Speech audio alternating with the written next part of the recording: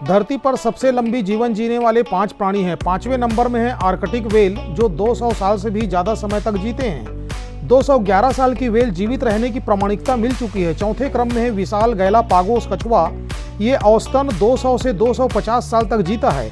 Kolkata Alipur zoological garden में 225 साल के कछुआ की मृत्यु हुई थी। तीसरे क्रम में है जापान की कार्प मछली, 1977 में 226 साल की उम्र में मरी थी। ये सजावटी पालतू मछली है। दूसरे क्रम में है अंटार्कटिक स्पंज, ये आर्कटिक के ठंडे पानी में 200 मीटर की गहराई में रहते हैं। ये 5000 से 15000 साल तक जीवित रहता है। और पहले नंबर पे है तुर्रीटोप्टिस डोहर्नी जेलीफिश, इसका कोई मस्तिष्क और हृदय नहीं होता।